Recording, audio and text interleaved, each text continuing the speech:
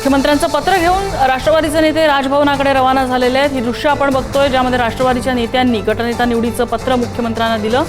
सुनेत्रा पवार यांचं उपमुख्यमंत्री पदासंदर्भात शिफारस करणारं पत्र सुद्धा राष्ट्रवादीच्या नेत्यांनी मुख्यमंत्र्यांकडे दिलं आणि मुख्यमंत्र्यांचं पत्र घेऊन आता नेते राजभवनाकडे रवाना झालेले आहेत। राज्यपालांना हे पत्र दिलं जाईल आणि त्यानंतर थोड्याच वेळात राज्याच्या पहिल्या महिला उपमुख्यमंत्री म्हणून सुनेत्रा अजित पवार या शपथ घेणार आहेत। संध्याकाळी 5:30 वाजता शपथविधी सोहळा होणार आहे। तत्पूर्वीची सगळी औपचारिकता, सगळी जी कार्यवाही करायला लागते ती पूर्ण केली जाते।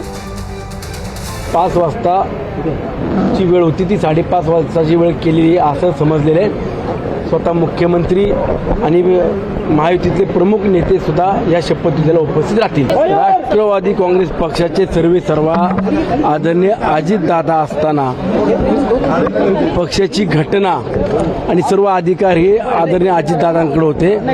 ती संपूर्ण प्रक्रिया उत्तराधिकारी म्हणून सुनेत्रा वहिनींकडेच संपूर्ण सूत्र देण्याचा निर्णय राष्ट्रवादी काँग्रेस पक्षातल्या प्रमुख नेतेमंडळींनी घेतली आणि आज पहिली प्रक्रिया पूर्ण होत असताना गटनेतेपदी सुनेत्रा वहिनींना आज बहुमतानं आणि सर्वांच्याच निर्णयातून ही प्रक्रिया पूर्ण पार पडते।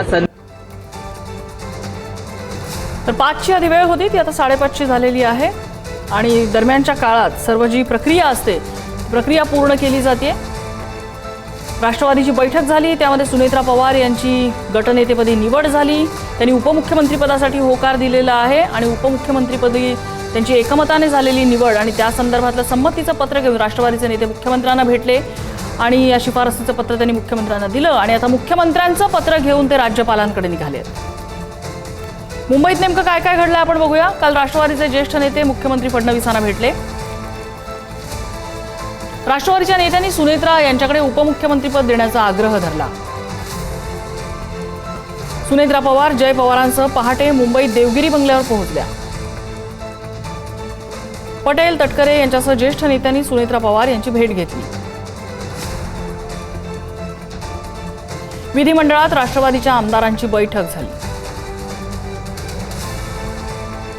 बैठकीत गटनेतेपदी सुनेत्रा पवार यांची एकमताने निवड करण्यात आली। निवडीनंतर सुनेत्रा पवार देवगिरी निवासस्थानी पोहोचल्या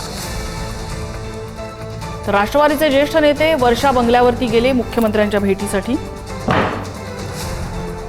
तर बारामतीत दिवसभरात काय घडलंय? काल बारामतीमध्ये रणनीतिकार नरेश अरोडा यांनी सुनेत्रा पवारांची भेट घेतली। संध्याकाळी व्हिडिओ कॉन्फरन्समध्ये सुनेत्रा पवार यांनी उपमुख्यमंत्री पदासाठी होकार कळवला। सकाळी 8:45 शरद पवार यांची पत्रकार परिषद झाली। शपथविधीबाबत आपल्याला कल्पना नसल्याची शरद पवार यांनी या पत्रकार परिषदेत माहिती दिली। दुपारी पार्थ पवार गोविंद बागे शरद पवारांच्या भेटीला पोहोचले तर दोघांमध्ये काही काळ चर्चा झाली।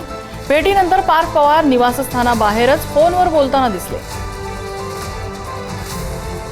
शरद पवार शपथविधीला जाणार नसल्याची रोहित पवार यांनी माहिती दिली। सुप्रिया सुळे दिल्लीला जाण्यापूर्वी काटेवाडीत अजित पवार यांच्या आई आशाताई पवार यांच्या भेटीला पोहोचले। त्यामुळे शरद पवार यांच्या कुटुंबातलं कदाचित कुणीही आजच्या शपथविधीला येणार नाही। महाराष्ट्राचे उपमुख्यमंत्री, त्यांच्या घटकपक्षाचे एक नेते यांचा मृत्यू झालाय। मृत्यू होऊन आज 4 दिवस देखील पूर्ण झालेले नाही आणि अशा परिस्थितीमध्ये त्यांनी काय करावं काय नाही करावं हा त्यांचा लोकशाहीमध्ये संविधानाने दिलेला त्यांचा एक अधिकार आहे। मात्र काही संकेत असतात, काही नियम असतात, काही सभ्यता असते, काही संस्कृती असते, ती पाळल्या जावी अशा प्रकारची एक माफक अपेक्षा आम्ही विरोधक जरी असलो तरी ही असणं अत्यंत स्वाभाविक आहे। मुळात या सरकारजवळ 500 बहुमत आहे। त्यांना नुसतं साधं बहुमत नव्हे तर 2/3 नव्हे तर त्याच्या पलीकडे जवळपास 240 आमदार हे त्यांच्याजवळ असताना अशा प्रकारची घाईघसड करण्याचं कारण हे अनाकलनीय आहे। त्यांनी जी भावना व्यक्त केली आहे ती भावना व्यक्त झाल्यानंतर महाराष्ट्रातला प्रत्येक माणूस हा विचारात आहे की नेमकं असं काय चाललंय। अशा प्रकारची चर्चा गेल्या अनेक दिवसांपासून सुरू होती असं देखील त्यांनी सांगितलं होतं। महानगरपालिकेच्या निवडणुकांमध्ये काही ठिकाणी दोन्ही पक्ष एकत्र येऊन लढले देखील होते आणि त्यांची अंतर्गत जी बाब आहे, त्यांनी केलेले जे भाष्य आहे ते बरोबर असेल आणि त्या अनुषंगानं त्यांच्या दोन पक्षांचा हा मुळात विषय आहे आणि त्याशिवाय जे दोन्ही भाग जे राष्ट्रवादीचे आहेत त्यांनी त्या विषयाच्या अनुषंगाने चर्चा करणं आवश्यक होतं असं मला वाटतं. ठीक आहे, तो त्यांच्या पक्षाचा प्रश्न आहे. त्यांचं काय बोलणं झालं काय नाही मला माहित नाही. तो होत असत तर त्यांचं अभिनंदन, शुभेच्छा आहे त्यांना. हो, माननीय थोरले पवार साहेबांचं ते ऐकलं मी आज टीव्हीवरती. परंतु नंतर काय घडामोडी घडल्या मला याची जाणीव नाही. याच्यामध्ये भारतीय आपलं राष्ट्रवादी काँग्रेसचे 3-4 नेते आघाडीवर होऊन ते काही खलबत्ता करत होते हे पाहिलं नाही. परंतु काय माहित नाही, आता काळाच्या पडद्यामध्ये काय दडलेलं माहित नाही. एवढा आज्ञाधारक पुतण्या जगात दुसरा कोणीही होणार नाही.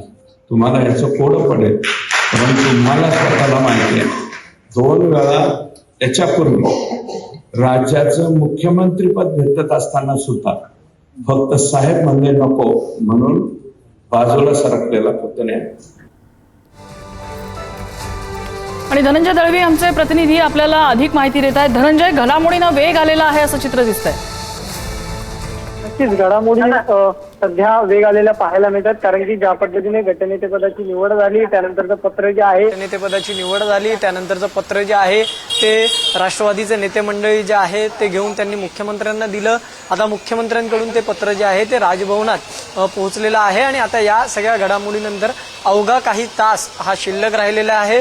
सुनेत्रा पवार या आता माझ्या मागे असलेल्या या देवगिरी या निवासस्थानी उपस्थित आहे आणि आता काही तासांनी 5:30ची वेळ आहे खरं तर आणि 5:30 वाजेच्या आधी सुनेत्रा पवार या लोकभवन या ठिकाणी जातील. लोकभवन येथे राज्यपाल यांच्या उपस्थितीमध्ये त्या उपमुख्यमंत्री पदाची शपथ घेतील आणि त्यानंतर पहिला महिला उपमुख्यमंत्री म्हणून त्या राज्याचा कारभार सांभाळताना आपल्याला खरं तर पाहायला मिळणार आहे. ज्या पद्धतीने तुम्ही देखील सांगितलं की दिवसभरात किंवा कालपासून खरं तर बऱ्याच घडामोडी या घडताना आपल्याला पाहायला मिळाल्या आणि अनेक घडामोडींना वेग आलेला पाहायला मिळाला होता. या सगळ्यांमध्ये खरं तर ज्यावेळेस उपमुख्यमंत्री अजित पवार यांचं निधन झालं किंवा जो अपघाती निधन झालं खरं तर त्यांचं, त्याच्यानंतर राष्ट्रवादीची धुरा कोण सांभाळणार असे प्रश्न हे समोर येताना पाहायला मिळत होते आणि या सगळ्या प्रश्नांचं उत्तर आता खरं तर मिळालेलं आपल्याला पाहायला मिळतं. कारण की आज विधिमंडळात राष्ट्रवादी पक्षाची बैठक ही पार पडली आणि या बैठकीमध्ये एकमताने 2 ठराव जे मंजूर केले त्यामधले पहिला ठराव म्हणजे सुनेत्रा पवार यांची जी निवड आहे ती गटनेतेपदी करण्यात आली आणि दुसरं म्हणजे सर्व अधिकार जे आहे निर्णय जो आहे त्याचे अधिकार हे त्यांना घेण्यासाठी ते देण्यात आलेले आपल्याला पाहायला मिळतात. आता या आत्ताची जी सध्याची चालू घडामोड जी घडते ती म्हणजे मी सध्या या ठिकाणी उपस्थित आहे ते म्हणजे देवगिरी हे निवासस्थान जिथे सध्याच्या घडीला सुनेत्रा पवार आहेत आणि बाकीचे जे नेते मंडळी म्हणजे सुनील तटकरे असतील, प्रफुल्ल पटेल असतील, धनंजय मुंडे, छगन भुजबळ हे आता